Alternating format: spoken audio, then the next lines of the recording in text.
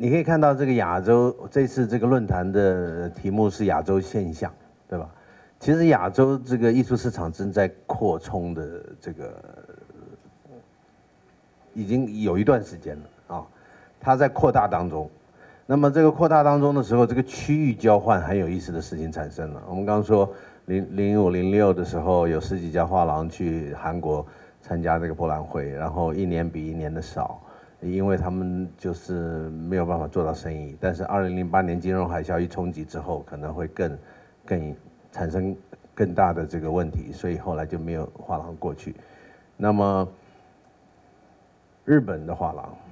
几年前来了3、5家，结果卖得很好，把消息带回去，变成10家过来。前年15家，去年20家，今年28家。但是台湾的画廊去日本，发现经济还没恢复，啊，所以台湾画廊去日本参加1、2次之后，就开始去参加博览会，然后。参加博览会不摆摊位，然后开始买草间弥生、奈良美智带回来卖，这个区域是很好玩的，对不对？那么其实拍卖行扮演了一个很重要的角色。拍卖行扮演一个很重要的角色，因为你看到拍卖行，他发现这些收藏家闻到味道之后，他们就会有不同的专题啊，去创造一些可能性。那所以拍卖行事实上是。有一些铺垫跟领导的作用，我们就看到东南亚的这个名家们在香港出现，我已经忘记是哪一年了，让我们也不得不去认识谁是阿凡蒂，谁是古纳万，谁是Newman 古纳萨。2002年，好，你看2002年，台湾的艺术市场非常不好哎，但是台湾的收藏家到香港，竟然开始买东南亚的画，你知道是谁吗？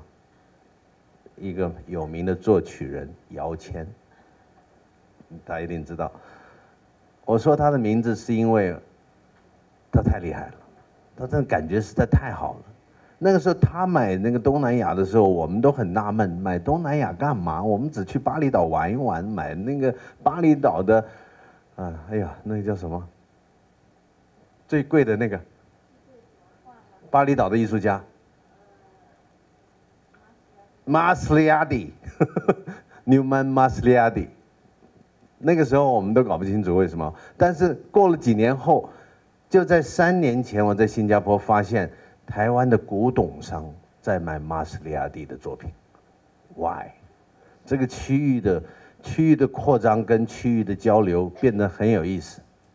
就是说，大家对于这个东西都有看法，但是它这个很复杂的一种选择的一种机制，每一个人的选择是不同的。但是拍卖行的拍卖记录却会给这个收藏家一个很大的自信。会增加他掏钱的气魄，所以好，那我们就要听听东南亚专家啊，就是前佳士得的这个现当代的主管啊，龚若琳小姐为我们来讲讲东南亚啊。东南亚大家都很熟悉了啊。OK， 龚小姐，她不用讲，她光是分享经验心得就已经会有很大的收获了啊。可是还是要讲，而且是比较 OK. I'll do the talk presentation in English.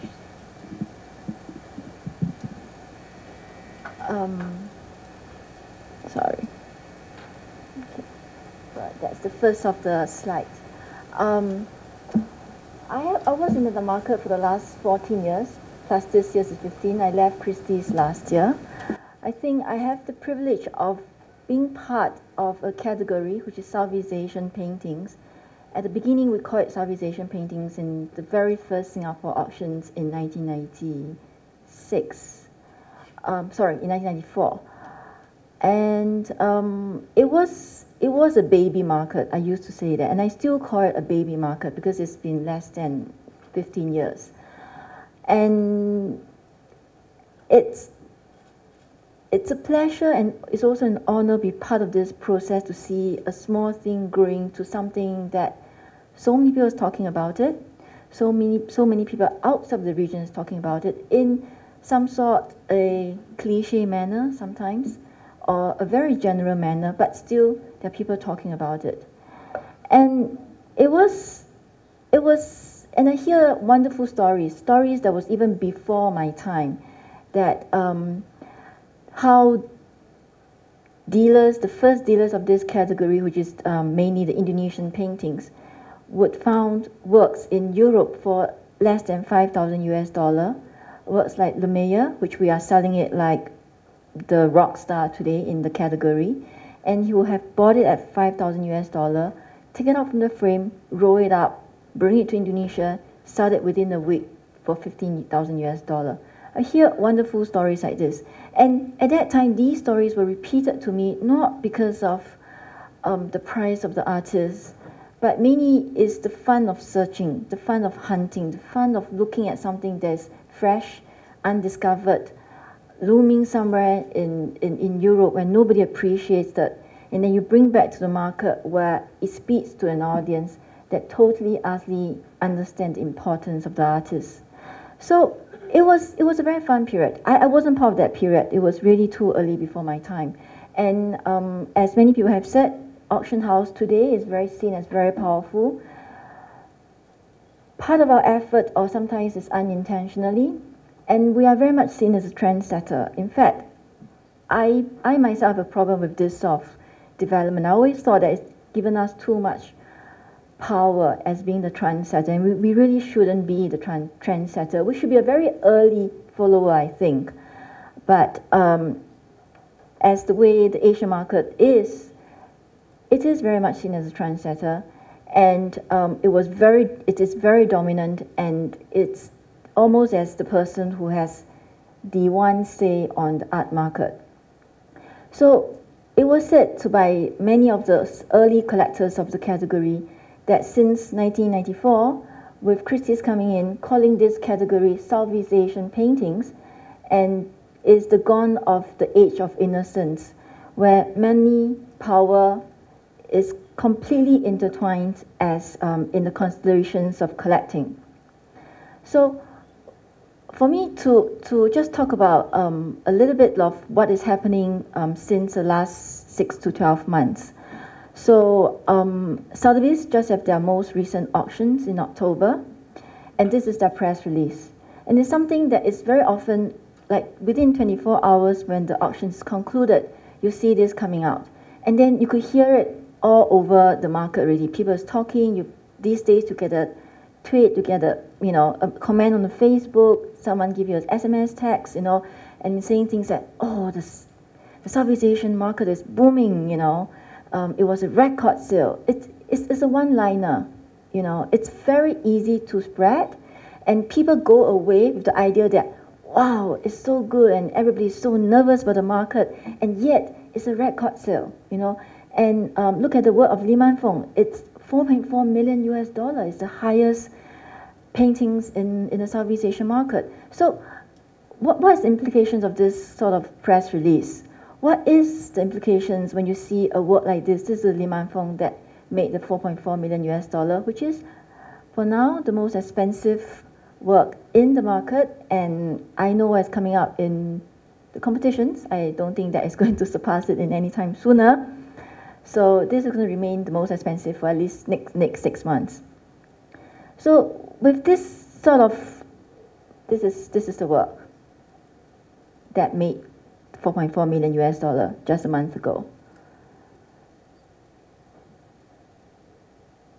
And then along with such reports, and then every now and then you hear about news about the economy in Southeast Asia. Typically, for the last 12 months, one of the big things in Indonesia, each time when I go there, is people are telling me that, oh, you must look for the coal byrons, there's this new breed of nouveau riche have made so much money with the coal money, and they are big collectors. This is the things that we always look out for, right? And who are the newest buyers coming into the market. And then you have Sotheby's write-up on Sotheby's auctions that talk about the Filipino artists coming up after the Indonesian artists, you know, the next big thing. Look out for them, you know. And typically you will have, they will recite you auction estimate, which is so conservatively estimated, like within 5,000 to 8,000 US dollar, and they say that it made 50,000 US dollar, 60,000 US dollar with the hammer. And then you have a news like Christie's, who says that we're going to merge the Southeast Asia within Christie's, and we put it with the Asian category, which already has Chinese, Korean, Japan, and the underlying message, well, not even underlying, because they spell it out very clearly, saying that this is because we are increasing the international exposure of the category, because increasingly there are people beyond the region buying the work. All these things come out to a few implications. One, the boom of the Southeast Asian economy is equal to the boom of the Southeast Asian art market. Or, the record prices of Li Man Fong is an indications of the boom. I mean, and typically, which is something that always infuriates me when I'm doing the job, is whenever I have a good sales, or they'll come and tell me that, oh, you are doing so well. I mean, look at the Chinese contemporary. They're doing not so good this time. I mean, it's like comparing an apple to an orange. For me, it's totally non-comparable.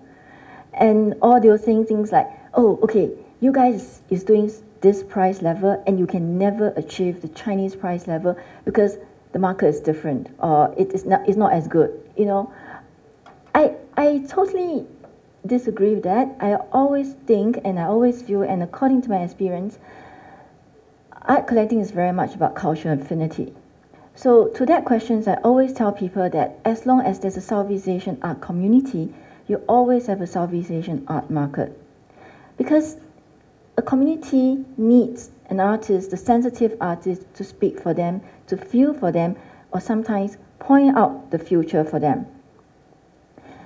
So a boom of the economy equals the boom of the art markets is equally simplistic and too general, because the art market is so complex, diverse, and is layered with nuances and gray areas. It's very difficult for you to equate a good market, economy market, to an art market. I mean, there's some relationship, I do agree on that, but to have such a simple equations is just plain, to me, quite idiotic, actually.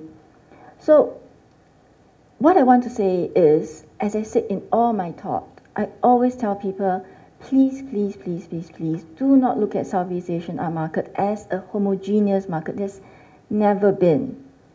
There's a distinction between a respective local markets like Indonesia, Philippines, Thailand, Vietnam, Singapore, and Malaysia. There's different dynamics at play. And there's even distinction between modern and contemporary art market, meaning a collector was collecting modern Indonesian artists such as Sujono, Affandi, or Hendra, might not even look at the young contemporary artists like Mas Riyadi and Yuniza.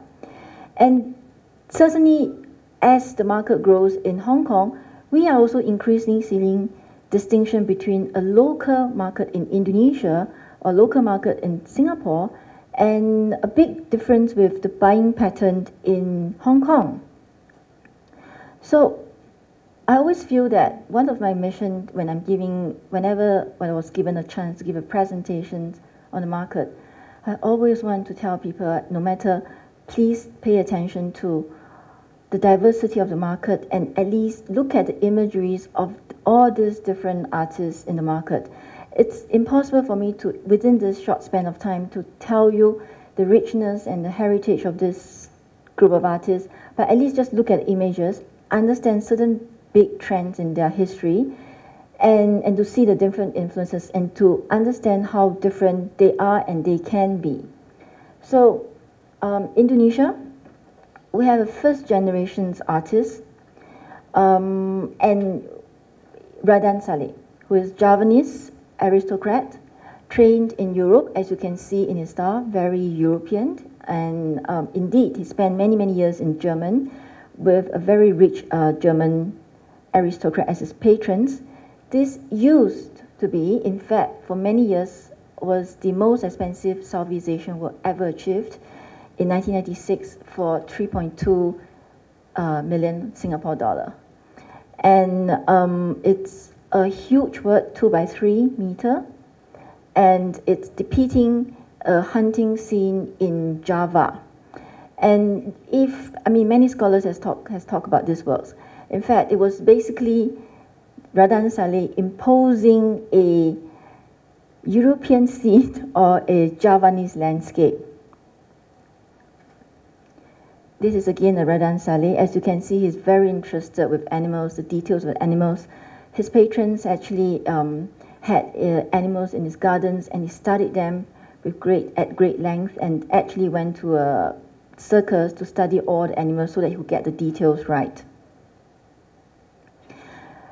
Along with Radan Saleh, we have another group of artists which is active approximately during the same time, but they're non-Indonesians. They're basically Europeans, most of them the Dutch, because they were sent by the Dutch government to go to the colonies. As we know, that Indonesia was part of the colonies of the Netherlands, the Dutch East Indies then, and they're known as the Dutch East Indies artists. An artist like young Daniel Beynon, which is a very classic example of this group of artists, who was very interested in the exotic landscape, exotic people, exotic costume of the Far East. William Troost, another Dutch artist. And then we're moving to the 20th century, still foreigner in Dutch East Indies. Well, at that time we were calling Indonesia already. This is a work by Walter Spies, a German artist, active in Bali. Another work of Walter Spies. And then we have Lemaitre. We have to remember at the beginning of the 20th century, Bali was the enclave of how do I say this? Privileged, elitist tourists. It attracts many, many, many talented, creative, and rich people to Bali. It was seen as a virgin land. Lemaitre, for instance, is actually a traveler painter, which means he was following the footpath of Gauguin and thinking that the Western civilization is completely decadent and was looking for the fresh, unspoiled virgin land and civilizations to be inspired. So he did go to where Gauguin went, Tahiti. And by then, Tahiti was, of course, completely touristic, and Lemaitre was completely disappointed.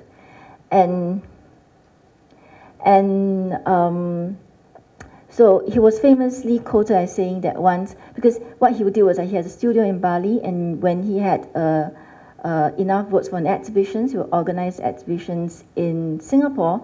So he was quoted once as saying to a journalist, the journalist was asking him, why Bali, And Lemaitre famously replied to that. He said that, "Sir, I'm an impressionist. There are 3 things I like: sunlight, women, and peace. Where can I find it in a more perfect state than in Bali?"